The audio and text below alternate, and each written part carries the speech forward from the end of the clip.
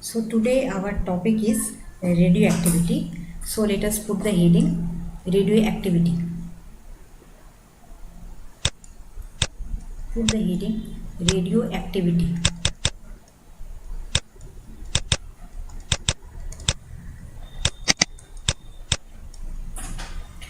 So radioactivity is a phenomena in which there is spontaneous emission of highly penetrating radiations. So it is a spontaneous. It is a spontaneous emission of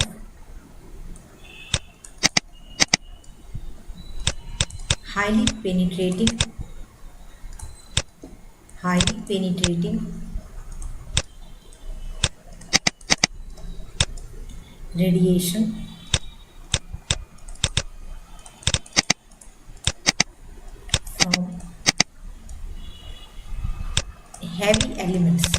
from heavy elements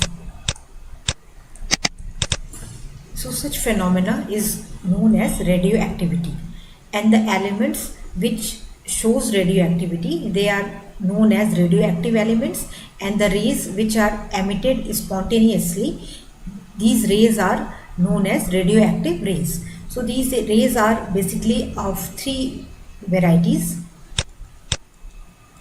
radioactive rays. So these are of three kinds, or three types. One is alpha particle, another is beta particle, and third is gamma particle. Now this alpha particle is basically helium nucleus. It is helium nucleus. Means from the helium atom, if we remove two electrons, then the remaining thing, which is only helium nucleus, so that is the alpha particle. Therefore it has two charge, plus two charge, and beta particles are fast moving electrons. These are fast moving electrons. Therefore they have minus one charge, and gamma particle is neutral particle. This is neutral particle, and this is electromagnetic wave. It is basically electromagnetic wave. Therefore the quanta is termed as photon. For all the electromagnetic radiation, the quanta of energy is known as photon. So these gamma particles are photon. Now if we have a source of radioactive elements, and then there is emission of alpha, beta and gamma particle. Let us say there is emission of alpha, beta, gamma particles. So if we apply electric field, after emission, if we apply electric field, then let us say here it is the positive field and here it is the negative field. Then these beta particles will be deflected towards the positive plate, towards the positive electrode, and these are the beta particles, and the alpha particles will deflect towards the negative electrode. So these are alpha particles which are positively charged, doubly positively charged, and then gamma particles will remain unaffected because they are neutral. Therefore they will not experience any effect of electric field on themselves. And similarly, if we apply magnetic field, then also they will deflect in some direction depending on the direction of magnetic field, following the Lorentz force law, which is force is equal to q v cross b, where q is the charge, v is the velocity, and b is applied magnetic field. So using this equation, they will feel a Lorentz force, and because of that they will deflect in the curved path, and this deflection will depend on the direction of magnetic field. So these are the nature of radioactive particles, and they are unaffected. The emission of the emission of radioactive rays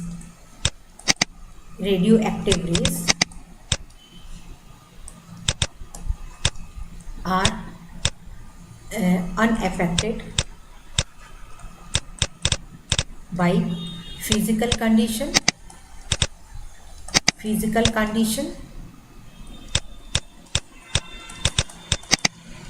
or electric field or magnetic field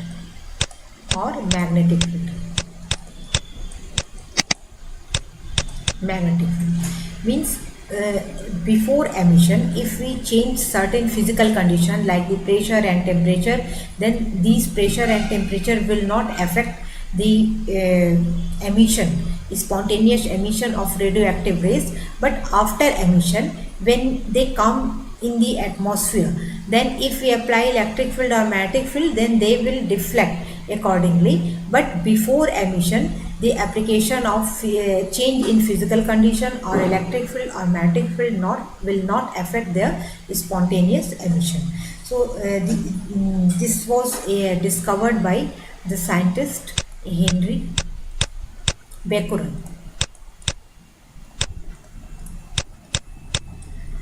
And therefore these are also known as Becquerel rays. Now because there are three varieties of radioactive rays: alpha particle, beta particle and gamma particle. So now let us see their behavior one by one, or their properties one by one. So come to the alpha particles. So here I am reading the properties of alpha particles. So these are straightforward things and there are nothing much to understand in this. Alpha particles are deflected by electric and magnetic fields, and the direction of deflection shows that they are positively charged. So their direction, and also because they are alpha particles, helium nucleus, therefore they are positively charged. Their small deflection in field indicates that they are heavy particles having greater inertia. So alpha particles deviate less in comparison to beta particles. It means that the mass of alpha particle is more in comparison to beta particles.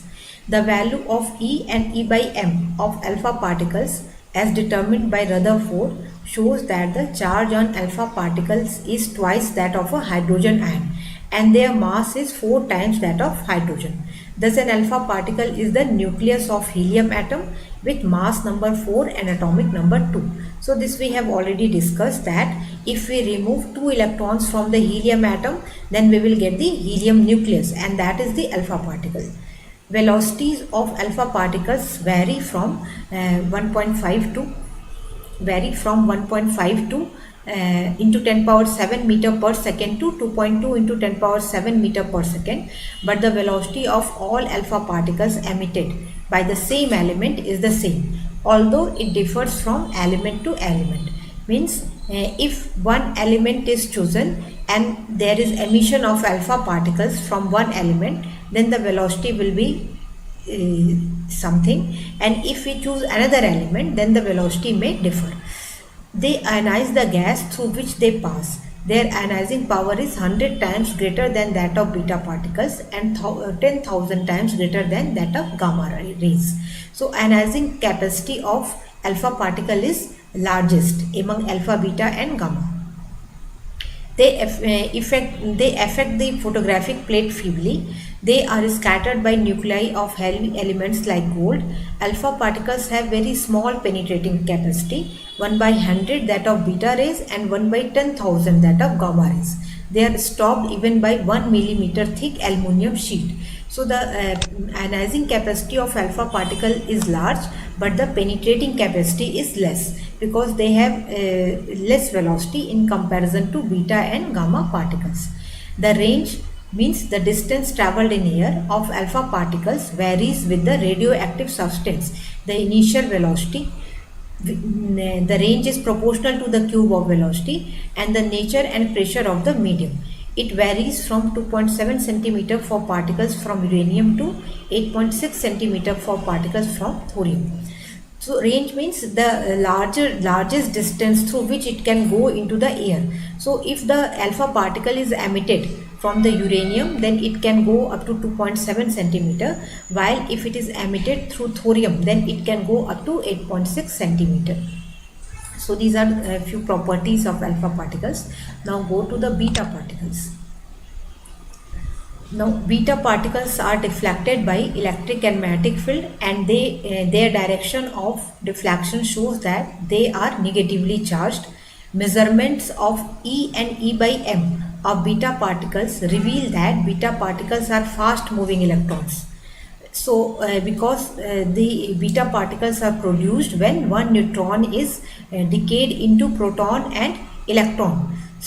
This electron is termed as beta particle, and this is nothing but the electron, but the difference is that this is coming from the nucleus, whereas the normal electron is from outside the nucleus. It is revolving around the nucleus, but this electron, which is termed as beta particle, this beta particle is coming from the nucleus when the neutron decays into proton. So this is the difference between beta particle and the electron.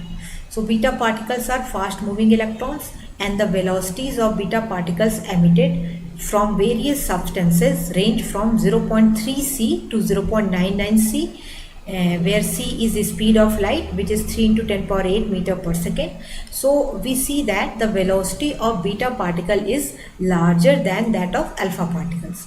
Their penetrating power is greater than alpha particle, means about 100 times, and they can pass 1 millimeter thick sheet of aluminum.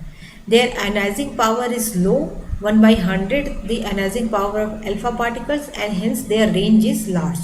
They affect photographic plate more than alpha particles. They produce fluorescence in zinc sulfides, calcium tungstate, barium, platinocyanide, etc., and they are rarely scattered while passing through matter. So larger be the velocity, more will be the penetrating power, and less will be the ionizing capacity. Now come to the gamma rays. Gamma rays are not deflected by electric or magnetic fields, which shows that they do not carry any charge. They are electromagnetic waves like visible light of very short wavelength, ranging from 0.005 angstrom to 0.5 angstrom. They are highly penetrating. Their penetrating power is about 100 times greater than that of beta particles. They can even pass a 30 centimeter thick iron plate. Their ionizing power is very small, about 1 by 100 of the beta particle. They affect a photographic plate more than beta particles. They produce fluorescence in barium platinocyanide, and they are diffracted by crystals like X-rays. So as I already mentioned that gamma rays are electromagnetic waves. So let us see the complete spectrum of electromagnetic waves. So this is the complete spectrum. So in the middle we have visible range, then infrared, then microwave and radio wave. On opposite side of the visible we have ultraviolet, then X-rays, and then gamma rays. So in this side frequency is increasing, and on the other side it is the wavelength which is increasing. So because the gamma rays have the maximum frequency in the electromagnetic spectrum, therefore they have the highest energy, E is equal to h nu. So their penetrating capacity is maximum. Now let us compare the properties of alpha, beta and gamma rays. So if we compare the nature, then we find that the alpha particles are a helium nucleus, beta particles means fast moving electrons, and gamma rays are electromagnetic waves. Then charge, it has +2 charge, beta particles have -1 charge, and then the gamma rays are neutral. Now rest mass. So rest mass is the rest mass of the nucleus, which is 4 into mass of the proton. Then rest mass of beta particle means the rest mass of the electron, which is 9.1 into 10 power minus 31 kg, and the rest mass of photon is 0. Then the velocity. So velocity of the alpha particles is least among alpha, beta, gamma, and then the ionizing capacity So ionizing capacity is maximum for the alpha particle and it is minimum for the gamma particle, and the penetrating capacity has reverse order. So penetrating capacity is minimum for alpha particle and it is maximum for the beta particle. So this is the comparison among alpha, beta, gamma particle. Now let us go to a new page and let us discuss the Soddy-Fajan displacement rules. Soddy-Fajan's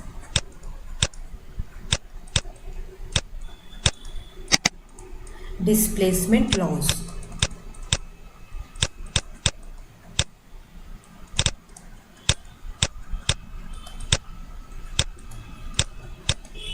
So there are three laws. The first law says that at one time,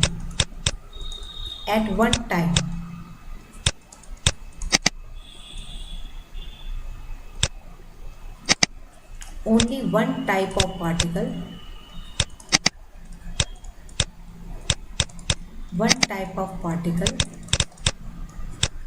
means alpha or beta, may be emitted. Gamma particles may emit along with alpha and beta particles because they reveal only the change in the energy, but alpha and beta particles, in the emission of alpha and beta particles, either it will be alpha particle or it will be beta particle at one time.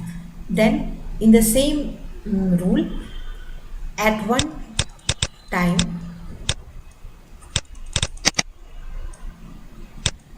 only one atom, only one particle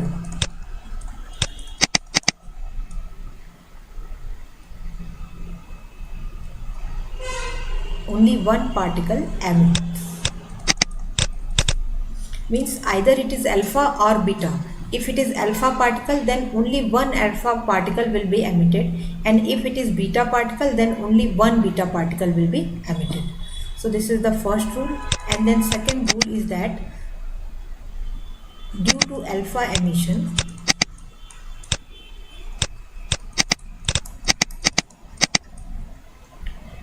atomic number will decrease from Z to Z minus 2 and mass number will decrease from A to A minus 4. Means there will be decrease in atomic number by 2 and the decrease in mass number by 4. So let us take one example of uranium 92 238. So when it emits one alpha particle, it will change into thorium 90 and 234. So this is the equation. And similarly for the beta particle, due to beta particle emission, atomic number will increase. It will go from Z to Z plus 1 and the mass number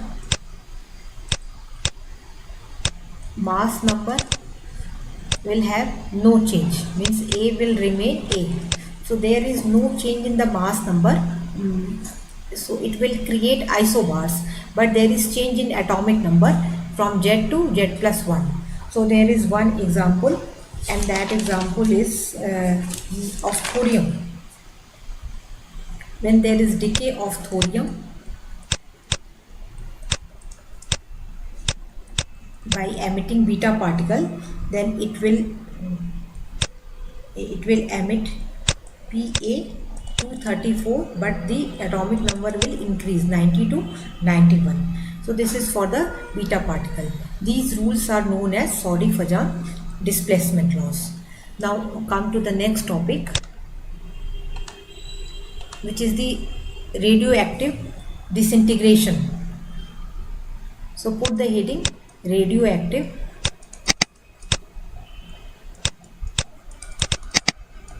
disintegration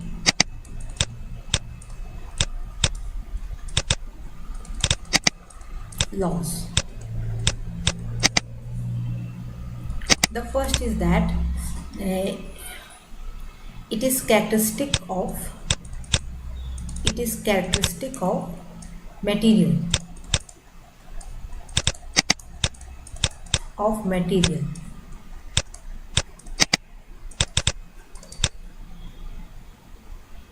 It has no effect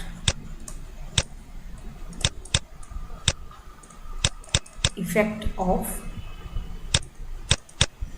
physical condition,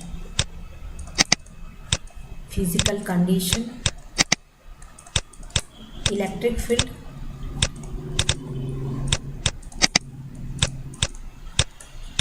or magnetic field,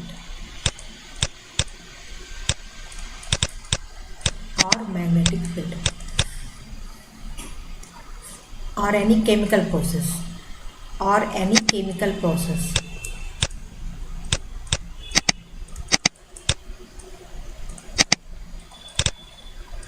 Any chemical process. Its rate cannot be increased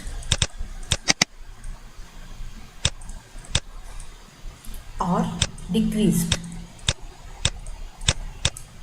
So this is the spontaneous emission. It is characteristic of the material. We cannot change the emission, or we cannot change the rate of the emission. Then it depends on the law of probability, probability.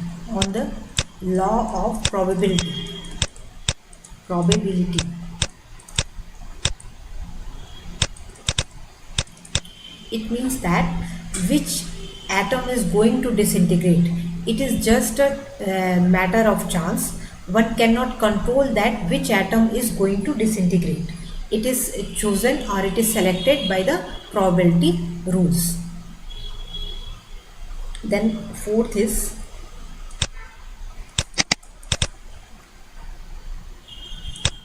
the rate of disintegration.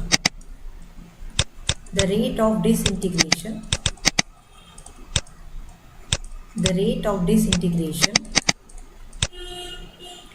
is proportional to the number of atoms present at that time.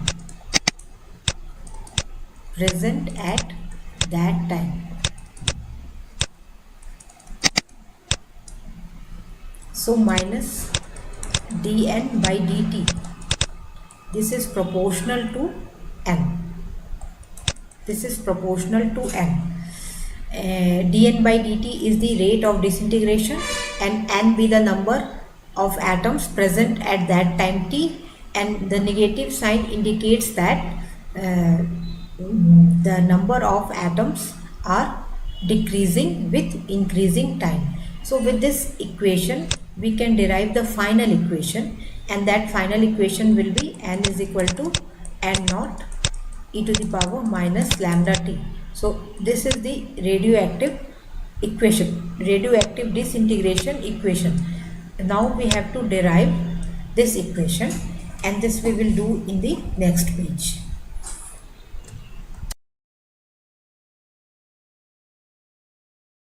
Which is n is equal to or minus dn by dt is proportional to n. Now start to derive the radioactive equation. So minus dn by dt is proportional to n. Now if we change this proportionality into the equality, then it will become dn by dt is equal to minus lambda n, where lambda is some constant known as decay constant.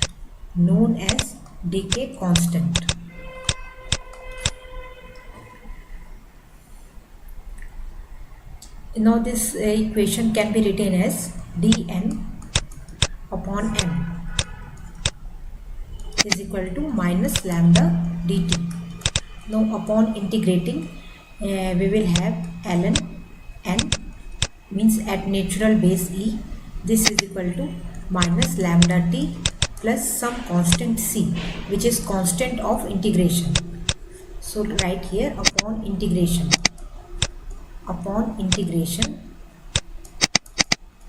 we will get ln n is equal to minus lambda t plus c, where c is constant of integration.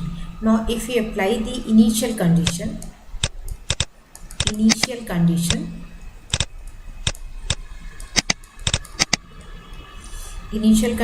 means when time is equal to 0, then the number of atoms is equal to n naught, n is equal to n naught. Then we have the value of c, and this value of c will be ln n naught. So now on substituting the value of c, now we have ln n is equal to minus lambda t plus ln n naught, or this can be written as ln n upon n naught is equal to minus lambda t, or taking the removing this log, it will be n upon n naught is equal to e to the power minus lambda t, or we can write the equation as n is equal to n naught into e to the power minus lambda t. So this is the basic equation for the radioactive disintegration. That is, at any time t, the number of atoms which are present, n is equal to n naught into e to the power minus lambda t, where lambda is decay constant and n naught is the initial number of the atoms. So now we will derive few more terms, and one is the half-life period.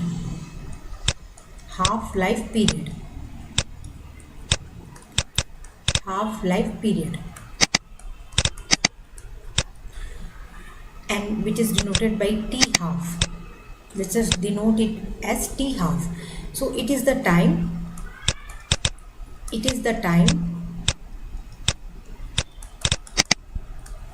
in which half of the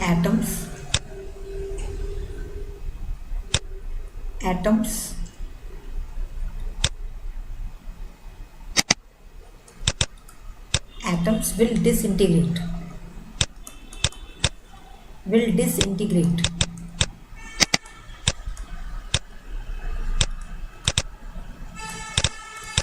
It is the time in which half of the atoms will disintegrate. So using the previous equation, our master equation, which is n is equal to n naught e to the power minus lambda t, we can find out the value of t half. So our t is equal to t half, and then n will be n naught by 2. Means when t is equal to half life period, then n will be n naught by 2. So let us substitute this value. So we have n naught by 2 is equal to n naught into e to the power minus lambda t half. Then it will be half is equal to e to the power minus lambda t half, or 2 is equal to e to the power lambda t half. Now taking natural log of both sides. Natural log means log at the base e. Then it will be ln 2 is equal to lambda t half. Now if we want to convert ln 2 natural log on the log of base 10, then we will multiply it by 2.303 into log of 2. Log 2 means it is at the base 10 is equal to lambda t half. So t half is equal to 2.303, and then value of log 2, which is 0.3010, and divided by lambda. So this multiplication is 0.693 divided by lambda. So this is the half-life period. This equation is the half-life period, which is inversely proportional to decay constant. So half-life period means that half of the atoms will disintegrate into half-life period, and then in another next half-life period another half will disintegrate. So in this way we see that each atom has different life, because some will disintegrate at very first instant, then the some will disintegrate after some time, and even others may disintegrate after many years. So the lifetime of each atom is different, and therefore we defined here the average lifetime. We defined here average lifetime. Average lifetime, or this is also known as mean lifetime. Mean lifetime. And this is denoted as tau. So average lifetime or mean lifetime. So what will be the average lifetime? It will be the sum of the lives of all the atoms, and divided by the total number of atoms. Divided by the total number of atoms. Total number of atoms. So suppose that at any time t, number of atoms present is equal to capital N. Then between the time t and t plus dt, dn number disintegrates.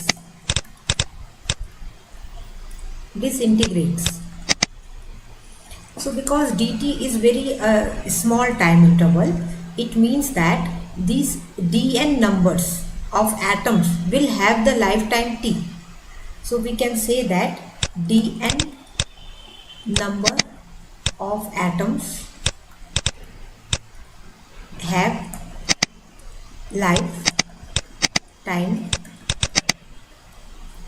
lifetime t.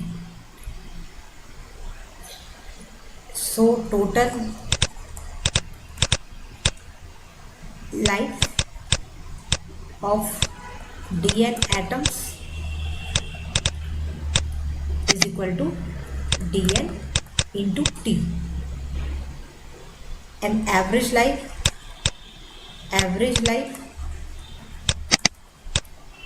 is equal to integration from 0 to infinity dnt, where t is ranging from 0 to infinity, divided by n naught, where n naught is the total number of atoms. Now we can find out the value of dn here. So dn means, because we have n is equal to n naught e to the power minus lambda t, so dn is equal to n naught into minus lambda t e to the power minus lambda t. Let us cut this first. N naught e to the power minus lambda t, then minus lambda into dt. This is the value of dn. So now we can substitute this value, and again this n naught e to the power minus lambda t is again equivalent to n. So it is again n into minus lambda into dt. So let us substitute this value. Then average lifetime tau is equal to this is 0 to 1 upon n naught, then 0 to infinity the value of dn, which is minus lambda, then n naught e to the power minus lambda t into dt, and then this multiplied by t, this t.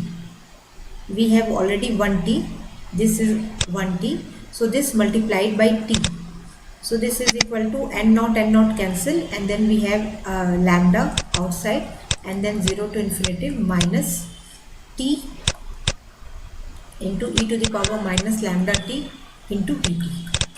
So now we can integrate this term by the because this is the multiplication of two factor or multiplication of two terms. So by integrating we will get tau, and putting the substituting the limit 0 to infinity, we will get tau is equal to 1 by lambda, 1 upon lambda. So this is equal to tau. So this is the relation. We have two equation. One equation is that t half is equal to 0.693 upon upon lambda, which is decay constant, and other equation is tau is equal to 1 upon lambda. So we can also find out the relation between t half and tau. If we take the ratio of t half by half, t half upon tau, t half upon tau, then it will be 0.693. It means that t half is less than tau. T half is less than tau. So average lifetime is more than the half-life period. So this is all about the different properties of the radioactive particles and radioactive decay. Now in this lecture we have discussed what is radioactivity, the rules of the radioactivity, then Soddy-Fajans displacement rule, the different particles which are alpha, beta and gamma particles. Then we discussed the properties of these particles individually, and also we compared the properties of alpha, beta and gamma particles. Then we derived the equation for radioactive disintegration, which is the master equation, that is n is equal to n naught into e to the power minus lambda t, where lambda is decay constant. Then we derived the expression for the half-life period and also for the average life period, or mean life period, or mean lifetime. So now let us stop here.